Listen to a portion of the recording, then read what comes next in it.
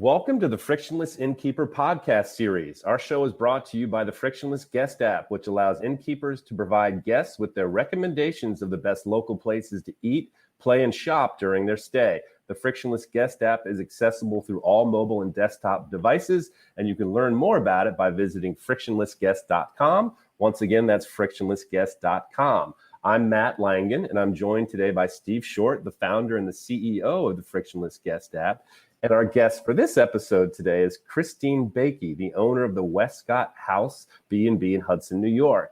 Coming from a career in media marketing and copywriting and advertising, as well as being the head of business planning at Newsweek and the head of marketing for the CBS television stations, Christine decided to make a major career switch to being an innkeeper 4 years ago, and to follow her true passion, which is all about helping guests and travelers make memories in the Hudson region. And Christine and Steve, how you both doing today? Great. Doing well. Thanks, Matt. Sure. It's great to have you both on here. And Christine, let's kick it off. In the intro here, we talked a little bit about your background and very, very interesting and very high profile jobs in the media industry.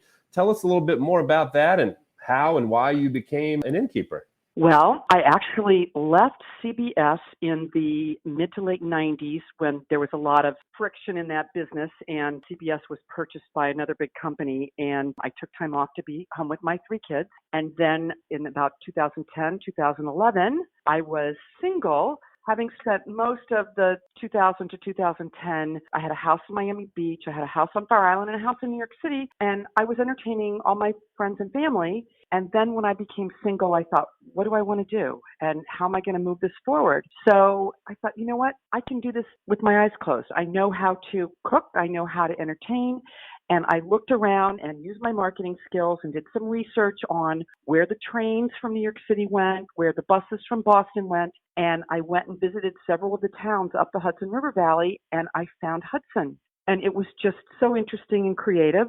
And it was 2 hours by train. And I started shopping for houses, and I found this darling house and then renovated it for about 6-8 months. And I opened Memorial Day of 2014. That's excellent. That's quite a story there. So tell us about the Westcott House. What appealed to you about the property? Well, it's a small brick Italianate house, and I did a whole bunch of research on the house. It was built in 1866, and actually the advertisement promoting it went in the local newspaper in January of 1867, and a gentleman named Solomon Westcott had built the house, and there's 4 brick houses in a row. He built all 4 of them at the same time and promoted them in this ad, and I was a nervous wreck as I'm going through the county clerk's office and tracing the history of the house back, because I thought, oh my God, what if the house has a really gross name? I don't want the owner or the builder to be, like Fred Durf or something. I want like a cool, interesting name.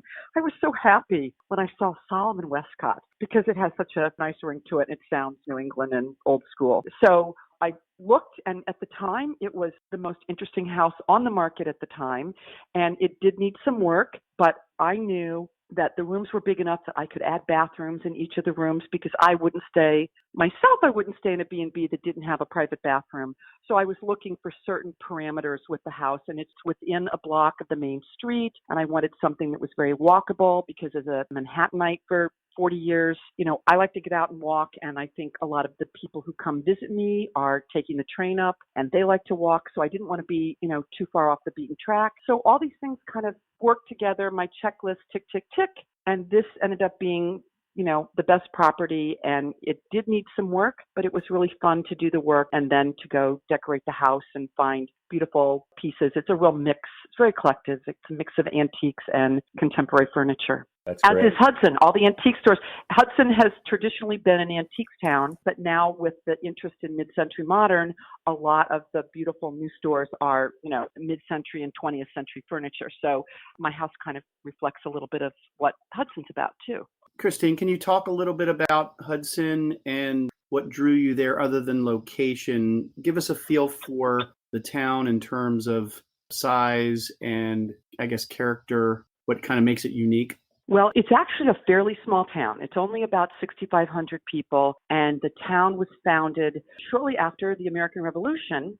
And interestingly, the whaling industry, which was very important to the Northeast, before, during, and after the war, and it was centered in Nantucket. And several of the whalers from Nantucket were very concerned that if the British reinvaded, that their processing plants for whaling could be destroyed. So they wanted to find an inland port where they could bring the whales, and they came up the Hudson River, and the Hudson's deep water all the way to Albany.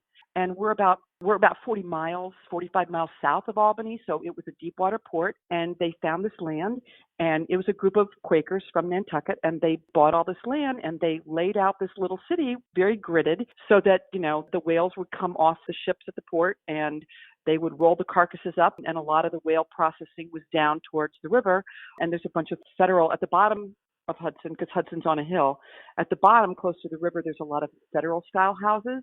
And then as you go up the river, you get into more, Victorian and Italianate, and some of the houses that were built, later in the 19th century, because the town obviously was founded at the end of the 18th century. And the town, after the whaling industry kind of went kerplunk somewhere in the 1840s, when oil and natural gas were discovered, this town, like many small towns that were very dependent on a single source of revenue, Hudson went through some very serious declines and rises again and declines. And interestingly, the street along the side of my house, I'm on 5th Street, so I'm right in the middle of town, but the street along the side of my house is now named Columbia Street, but originally it was named Diamond Street.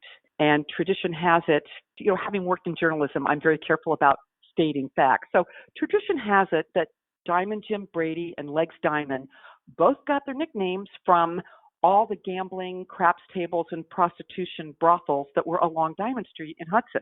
So it's kind of like the upstate version of Boardwalk Empire.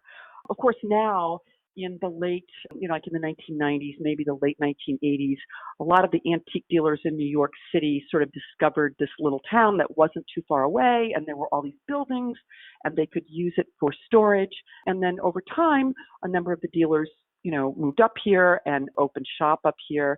And that was really sort of the beginning of the Renaissance in Hudson. And, all during the 2000s, it kept evolving and getting better. And there's an arts community, there's a music community, there's an antiques community, a lot of creative people, a lot of people that, graduate from Bard and some of the other arts programs, move here because it's more affordable than living in New York City.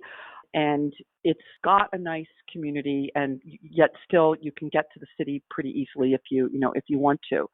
So, and it's got just beautiful old buildings. I mean, all along the main street, which is called Warren Street, there's beautiful, and it's a combination of brick and wood houses and a whole range of, 19th century periods. And a lot of architects really enjoy coming here to look at all the, the housing stock and see how it's evolved. And slowly but surely, within one block, there'll be 3 or 4 houses sort of falling apart, and one's been fixed up. And then the next block, there's maybe 2 or 3 fixed up. And, but so slowly but surely, the whole community is becoming restored, but it's still got a nice grit. It's not Disneyland, it's got an edge to it that makes it interesting. What about some of the other local businesses that might draw people to town, and how intertwined are you with them and kind of the community of local businesses there? Well, the other big draw, I think, would be the food, the restaurants. There's a number of wonderful restaurants here, and they're as good as anything in New York City. And in fact, one of our restaurants, Fish and Game, has won, I want to say it was last year, it won a James Beard Award. And so a lot of people are very interested, and they know the chef because he was in New York before he moved up here to have a little more flexibility with how he ran his restaurant and stuff. But there's probably 10 or 15 really good restaurants in town.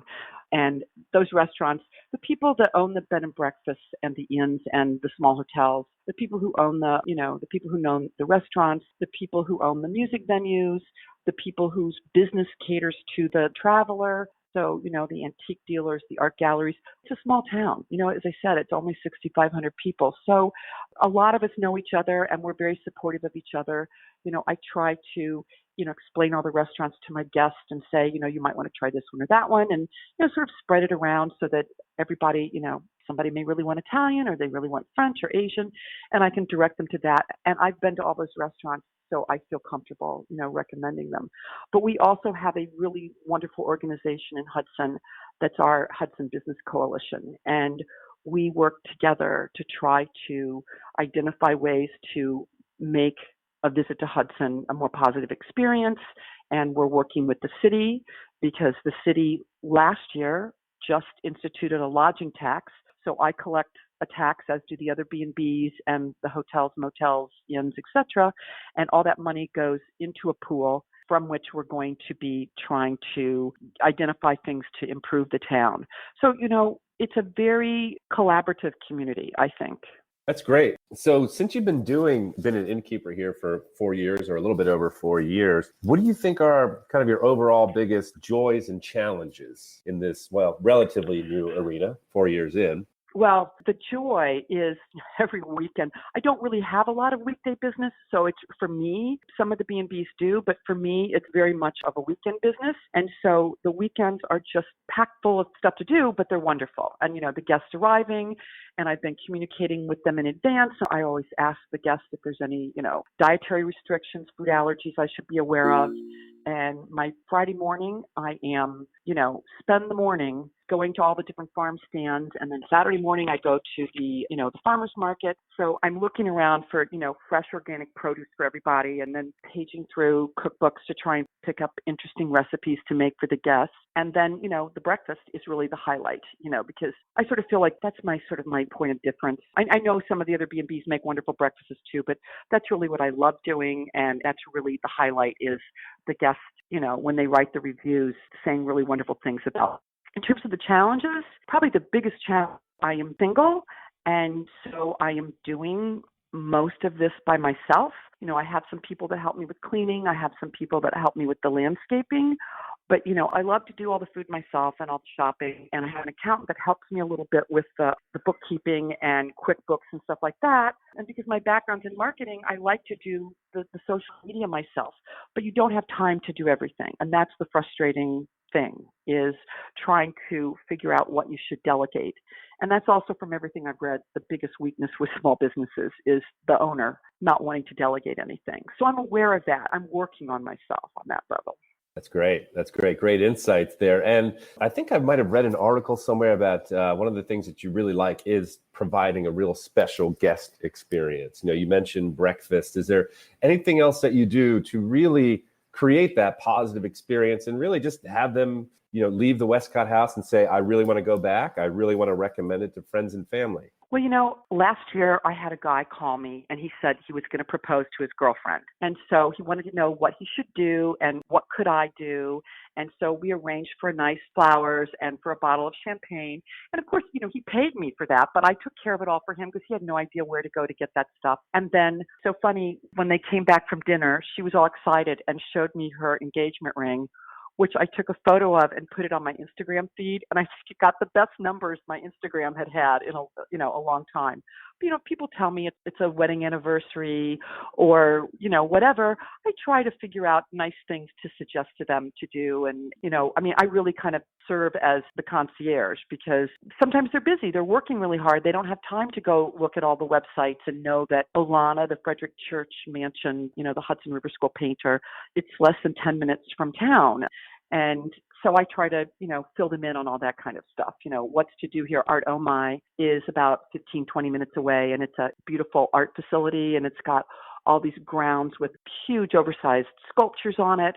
And that's great to go do for a picnic. There's cruises on the Hudson River.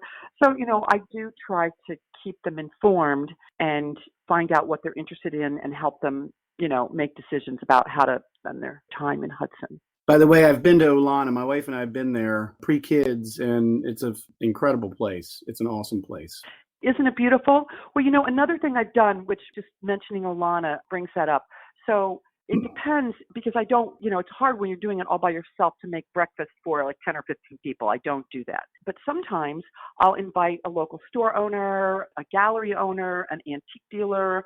I've had Sean Sawyer, who is the president of the Olana Partnership. And so I'll invite them to come have breakfast with the guests so that the guests can hear something about, the history or art or whatever. And that's sort of a fun thing to do, but it just depends on, the local person's availability and my availability at the table if I can have extra people come in. But that's kind of another nice thing to do that just gives people a closeness and memories about Hudson that might make them want to, come again.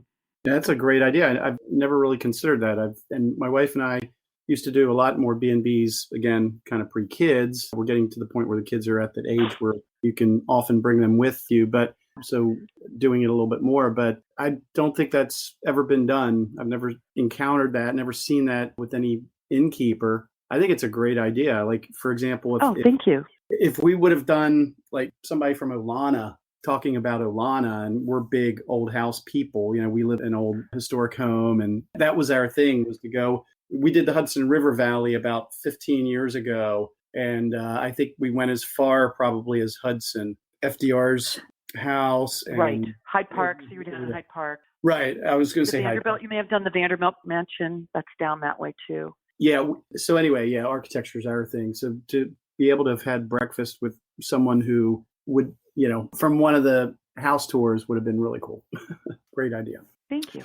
Awesome. I don't know if this was necessarily on the script here, Christine, but since you come from a background in media and marketing, and wanted to ask you this question, hopefully it's not too much of a curveball, but do you have like a brand promise, or have you considered that, like what your brand represents, like in the minds of your guests? Well, if you look at my logo, which I designed with one of my children's boyfriend at the time, the word Westcott House, and then the B, it's B ampersand B, but it's an image of a bee. And to me, bees stand for many, many wonderful things, but it's also catchy, and it takes a minute sometime to go, oh, I get it, B and B. But, bees are about community, and bees are about hard work, and bees deliver a beautiful, sweet product. And once I named the B&B and had designed the logo and sent it to my friends and family, you cannot believe, like all my girlfriends at Christmas time give me plates that have the Napoleonic bee on it. One girlfriend gave me a shower curtain that's got big, huge, oversized bees on it. So I have bee paraphernalia all over the house. My mother last year for my birthday gave me a beautiful, beautiful, huge, copper and some kind of metal. It's a bee. It's a door knocker that's hanging, on the door.